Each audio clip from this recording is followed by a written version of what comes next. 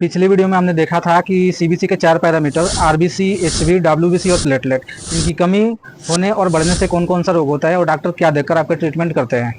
आइए देखते हैं और भी बाकी पैरामीटर के बारे में और उनकी कमी और बढ़ने से कौन कौन सा रोग होता है। आइए नेक्स्ट पैरामीटर के बाद बारे में बात करते हैं, जो होता है हिमेटोक्रिट, ठीक है, एचसीटी, जिसकी सामान्य मात्रा 40 से 54% हमारे शरीर में रहना चाहिए पुरुषों में, और महिलाओं में 36 से 48%। अगर हमारे शरीर में हिमेटोक्रिट की मात्रा बढ़ जाती है तो समझ लेना कि डिहाइड्रेशन हुआ है या पॉलीसाइथेमिया, एक रेयर केस डिजीज हुआ है। अगर एसिडी की मात्रा कम है तो समझ लेना कि आपके शरीर में एनीमिया है, ठीक है, खून की कमी है। नेक्स्ट पैरामीटर एमसीबी, ठीक है, इसको डॉक्टर ध्यान से देखते हैं क्योंकि भाई इसी के आधार पर बहुत सारा ट्रीटमेंट दिया जाता है।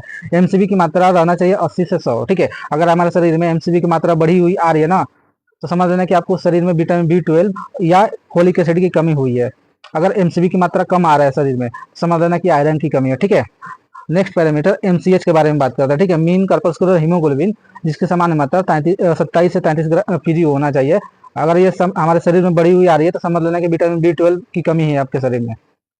एमसीएच की मात्रा अगर कम आ रही है ना, तो आयरन की कमी है आपके शरीर में, ठीक। नेक्स्ट पैरामीटर एमसीएचसी, इसकी सामान्य मात्रा 32 से 36 ग्राम पर डेसीलीटर होना चाहिए।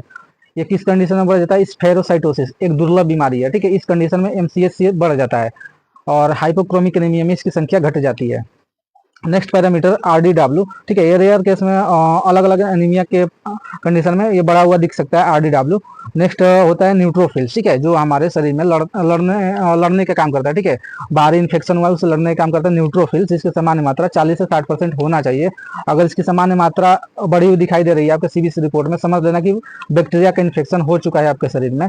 अगर इसकी सामान्य मात्रा कम दिखाई दे रही है ना, तो वायरल इन्फेक्शन होने का चांस है, ठीक है, वायरल इन्फेक्शन होता है। नेक्स्ट होता है भाई लिम्फोसाइट्स, ठीक है, लिम्फोसाइट की मात्रा भी हमारे शरीर में लड़ने का काम ये भी करता है। अगर इसकी सामान्य मात्रा वायरल इन्फेक्शन की कंडीशन क्या होता है? बढ़ जाता है। और इम्यून कमी, यानी कि हमारे शरीर में इम्यून सिस्टम कमजोर हो ना, तो उस कंडीशन में लिम्फोसाइट घट जाता है। नेक्स्ट पैरामीटर होता है मोनोसाइट्स, या किस कंडीशन में इसकी सामान्य मात्रा 2 से 8% होनी चाहिए। किस कंडीशन में बढ़ जाता है भाई? Chronic infection. अगर हमारे शरीर में कोई क्रोनिक इन्फेक्शन यानी कि बहुत दिनों से इन्फेक्शन हुआ है, तो भाई मोनोसाइट आपके सीबीसी रिपोर्ट में बढ़ा हुआ दिखाई दे सकता है।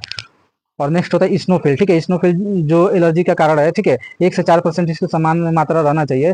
ये एलर्जी कंडीशन और पैरासाइटिक इन्फेक्शन में बढ़ा हुआ दिखाई दे सकता है आपके सीबीसी रिपोर्ट में।